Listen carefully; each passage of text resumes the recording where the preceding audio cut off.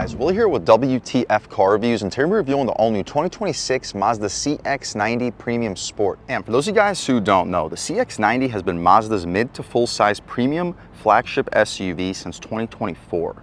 Replacing the mid-size CX-9, the CX-90 features a more spacious interior, improved refinement, and a rear-wheel drive biased all-wheel drive system with a 3.3-liter turbocharged inline six-cylinder engine available either as a standard output cranking out 280 horsepower, 332 pound-feet of torque, or a high output cranking out 340 horsepower, 369 pound-feet of torque. Made it to an 8-speed automatic transmission and mild hybrid setup, the CX-90 averages around 25 miles per gallon, and it's also available as a plug-in hybrid that we reviewed for the previous model years. And for 2026, all models now get built-in Amazon Alexa for the voice commands and a new S Premium Sport trim, with 6 available trims for the 2026 CX-90, ranging from the $39,000 base Select up to the top $57,000 S Premium Plus, with the Premium Sport that we have here sitting towards the middle of the pack, likely as the best value CX-90 on the road today, starting at $46,980. What else do we get for that money? Let's jump right in. So first thing we notice, the LED daytime running lights are not actually flickering in real life, just the way the camera picks up the LEDs, with an LED projector for the high and low beam, full front parking sensing, the Mazda badge housing our advanced safety features, functional airflow in each corner. I like the black contrast here with this beautiful platinum quartz metallic paint color. Hopefully you pick up some of the sparkles here in the Florida sun. I'll leave a link right here for the exact name of the paint if I happen to have mistaked it. The wheel and tire setup is aggressive here for a $46,000 base price, with these black 21-inch wheels wrapped in open country Toyo tires.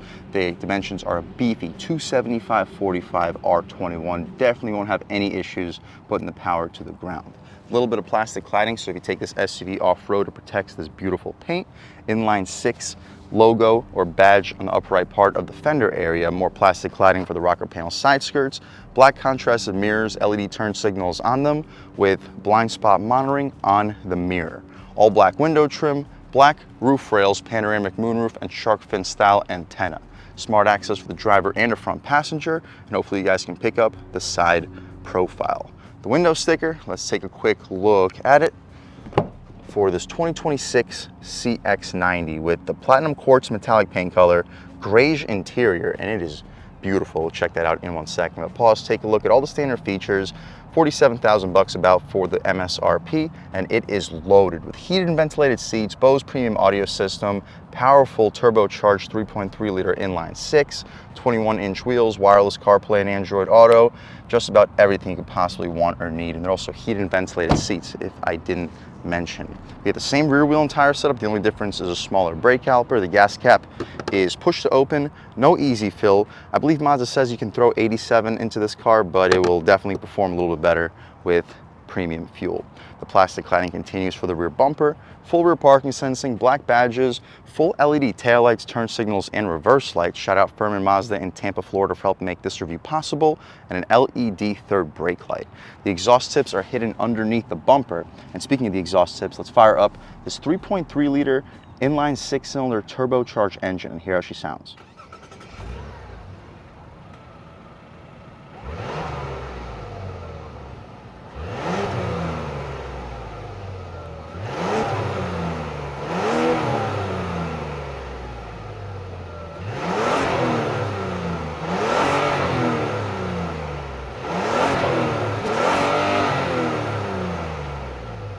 All right, guys, that was the sound of the turbocharged 3.3-liter inline 6 sold by Mazda for the 2026 CX-90, and it sounds pretty good without the limiter, cranking out in a standard output form 280 horsepower, 332 pound-feet of torque.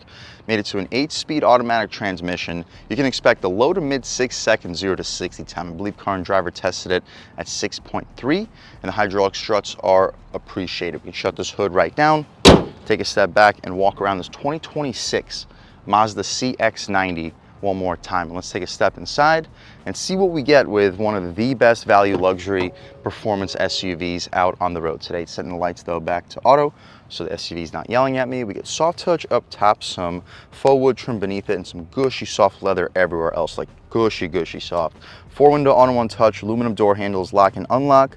Bose premium audio system. We get solid storage down below too. Just a plastic step-in plate with this grayish interior. And these seats are beautiful, solidly bolstered, perforated, heated, and ventilated. With lumbar control, you can recline, drop, lift, and slide the front seats. But taking a step inside, we can really check it out. So foot on the brake, engine start stop, and everything fires right to life. So as mentioned, it's a very premium interior. We also get the heads-up display, which hopefully you can pick up on camera. Thick steering wheel, solid 10 and 2, perfect 9 and 3, and feels just very, very premium of a wheel. Rubberized horn area, the horn, loud and aggressive. People should be definitely getting out of your way. We don't get dual pane windows, but it's a thick single pane of glass.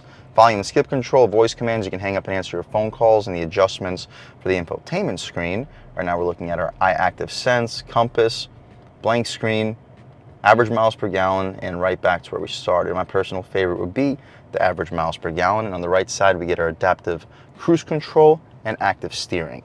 The steering column is tilt and telescoping, paddle shifters controlling the 8-speed auto headlamps, auto high beams, satisfying feel for the stocks, and auto rain sensing wipers, all appreciated features.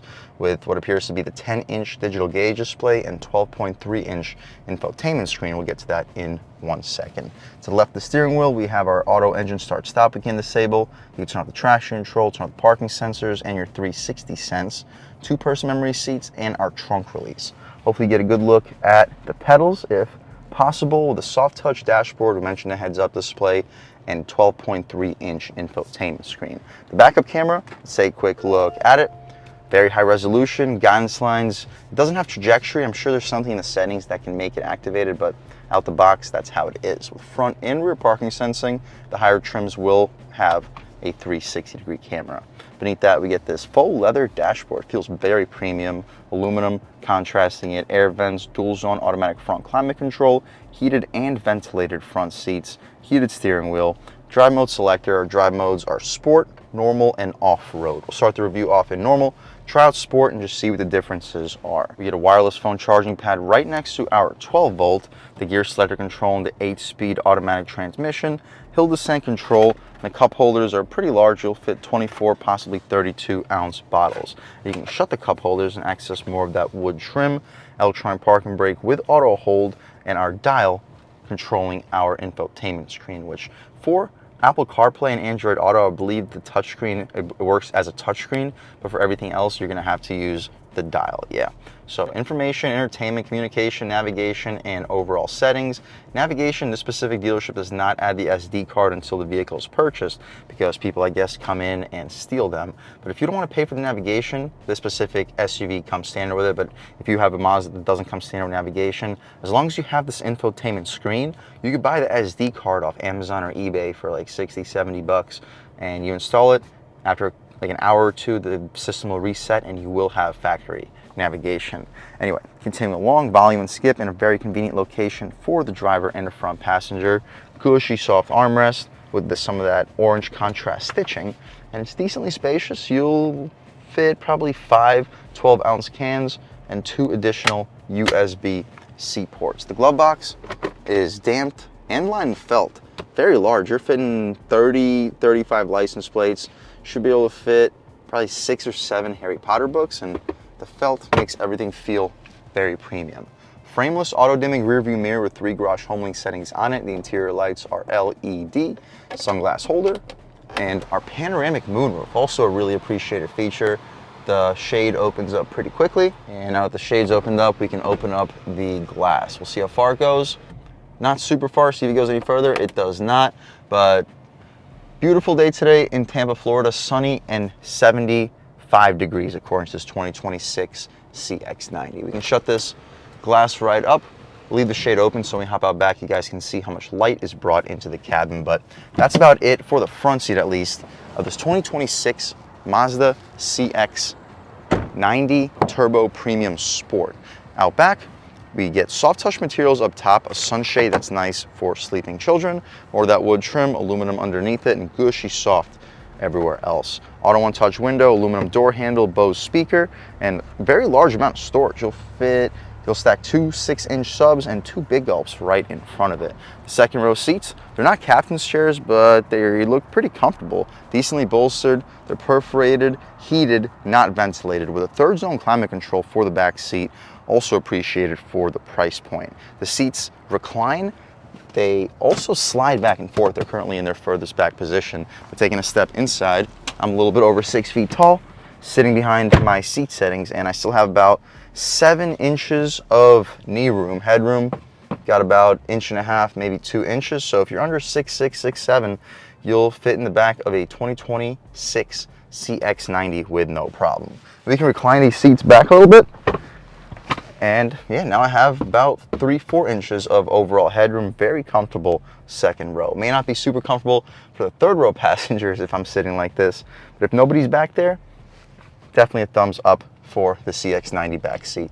The grab handle, LED interior light, hook on both sides.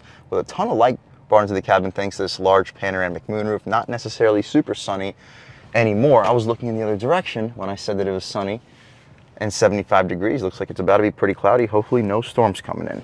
We get a mat pocket behind both of the front seats. You mentioned a third zone climate control, 2 USB-C ports, and the air vents right above it. This armrest, center console armrest, is soft leatherette. You'll fit 24, possibly 32-ounce bottles. That's about it though, guys, for the second row. Let's take a step out into the third row, see how much space is offered back there. Then check out the cargo space, and then take this 2026 CX-90 out for a drive. So third row, not in its furthest back position, but I have plenty of room back here, and the second row passenger also still has plenty of room. The material is just hard plastic, to be expected at this price point. Same for the top, USB-C port, 2 cup holders, interior light, additional USB-C port on the opposite side, and air vents. They don't blow directly at your face, but they sit right over here in the corner. Nice, they still thought that through. But plenty of space back here as long as the second row passenger compromises a little bit of theirs. See if I can slide the seat all the way back. There we go. So all the way back, my knees are starting to touch, but every inch the second row passenger compromises is an additional inch gained for the third row passengers. That's about it though, guys, for the third row. Pretty spacious for the mid-size segment, but if Mazda wants to categorize this as a full-size SUV, it should be a little bit more spacious. It's either way, it's more comfortable back there compared to the Toyota Sequoia, which is definitely a full-size SUV. Underneath the Mazda badge is a button for our power opening liftgate, which takes about a second and a half to open. So if you have grocery bags in your hands, you don't have to worry about getting doofed in the head. But as far as cargo space, I'll leave a link right here to show you exactly how much there is with the third row up, third row down, and with the second row down. But with the third row up, hopefully you get a good idea of the overall space. Secret storage, a little bit above this plastic piece, which is hiding our spare tire. We can drop these third row seats down. The floor mats are going to be a little bit in the way, but hopefully you have a better idea of the overall space. With LED lighting in each corner, I like how Mazda gives us this cutout, so you can possibly fit a grocery bag in there so it's not flying around. Additional 12 volt in the corner with 2 buttons to drop the trunk. This button drops it, this button drops it, and locks the SUV. We don't need it locked, so we'll press the button on the right. Gives us about a second to take a step back, and we can walk around this 2026 Mazda CX-90 Premium Sport one more time. And it's a really nice SUV, especially for the money, starting under $47,000 technically, with a powerful inline 6-cylinder turbocharged engine, 21-inch wheels, heated ventilated seats, Bose premium audio system, heads-up display, panoramic moonroof, among many additional options and features, while still performing very well. It's not the high output version of this inline 6, but the standard output is still really strong, especially for the price point. But speaking of this inline 6, let's take this 2026 Mazda CX-90 out for a drive and see what it's got. All right, guys, now just about seeing everything we need to see with the inside and outside of the all-new 2026 Mazda CX-90 Premium Sport. Let's take it out for a drive and see what it's got. My first impressions, though, although it's a turbocharged engine, the throttle response here is fantastic. Maybe the mild hybrid helps with it a little bit, but over the speed bump, ride quality, it's good. It's not amazing. There are vehicles in this class that have softer suspensions, but those vehicles are going to probably cost a little bit more money if you want a powertrain like this. The braking here is fantastic. The mild hybrid certainly helps. Steering feels sharp and direct. Decently weighted too. Throttle. Nothing too crazy in normal mode, but you definitely hear that turbo spool up and blow off. Let's try it out in sport mode real quick. On the gas. Whew. Yeah, this thing can get up and go pretty good. That was only about half throttle. The brakes, they felt good in normal mode, but they feel just as good in sport. Steering gets a tad bit heavier. Try one out in sport mode on the gas. Woo. Yep, this thing can get up and go really, really well. It's not going to blow you away with this performance, but it's really, really up there. And the steering feels good. Mazda has this, I'm not quite sure what they call it, kinetic ride control. I want to say that's what it's called, where it applies a little bit of braking and changes the power delivery during your cornering to help eliminate body roll, which I don't really feel any body roll. And for an SUV this size, this weight, that is really impressive. We can take it out of sport mode though. Hopefully you guys picked up the performance. Normal mode feels more than strong enough for daily driving. The steering still feels really good. But sport does take this SUV to another level. The braking here feels fantastic. I understand the regen from the mild hybrid is probably helping, but feels really good. Lean into it. Ooh. Yeah, no need to beat it up any further. And yeah, it sounds good. Not sure if you can pick it up on camera, but yeah, it has a very BMW-esque 6-cylinder noise. We'll throw it in here faster than we should. Yeah, the body roll for an SUV of this size, they did a great job of limiting it. One thing I will say, these 21-inch wheels, they don't ride amazing. It's a good riding SUV, but coming out of the CX-50 with those 60 sidewall tires, I will say that SUV had a slightly better ride than the CX-90. I like the 21-inch wheels. It would be better if Mazda had them as an available option, or if we had an available 20 or maybe even a 19-inch wheel, which I'm sure is available on the lower trims, just not here on the premium sport. So I'm not going to necessarily call the ride quality here a downside, because it still rides fantastic. I'm just going to list it as something that could potentially be improved upon with a thicker set of tires. Really not going to complain about that. As far as positives, the list just goes on and on and on. The isolation from the road, excellent. The sound quality out of the Bose audio system, very good. The comfort of the seats, really good. And the heated ventilated function works surprisingly well. Heads-up display, I see it with no issues whatsoever. Haven't tested out the Apple CarPlay, Android Auto here, but I'm sure it's just as it is on most other new vehicles. The steering feels excellent. Throttle response is good. It's not the fastest SUV on the road. As far as the power numbers and engine size, all-wheel drive, mild hybrid, this is a very similar setup on paper to a BMW X5, X7, but this is absolutely not a BMW X5, X7. The X7 with its 3-liter turbocharged straight 6 will do 0 to 60 in the mid to high 4-second range, where this is going to be in the low to mid 6s, so about a second and a half quicker to 60. But don't let that discourage you, because although it may not be as quick as a BMW X5, X7, the power delivery is similar, the engine noise is similar, and the refinement of this SUV is truly unbelievable considering a base price of $47,000. If that's what you're looking for, guys, I would 100% recommend checking it out. And when it comes to value, this premium sport is likely the best at it. And a big thanks to Mason and the rest of the management and staff here at Furman Mazda in Tampa, Florida for helping make this review possible. I'll leave a link to your inventory below, and if you're looking for a new car, SUV, or truck in the Tampa Bay area, I would definitely recommend checking these guys out, and ask for Mason. And a huge thanks to all you guys for watching. I had a great time making this video. If you're new to the channel, please subscribe. If you've already subscribed, thank you so much. You guys know the channel is just not possible without you, and I really appreciate the constant support. But again, if you haven't subscribed yet, please subscribe. Leave a like too, it really helps me out with the YouTube algorithm. That's how these videos get promoted to new people. Leave a comment, let me know what you like, let me know what you don't like. Leave a comment, let me know if there's any specific cars, SUVs, or trucks you want to see reviewed on this channel, and I'll definitely try getting those videos for you ASAP. But other than that, again, thank you guys so much for watching, and I hope all of you have a great day.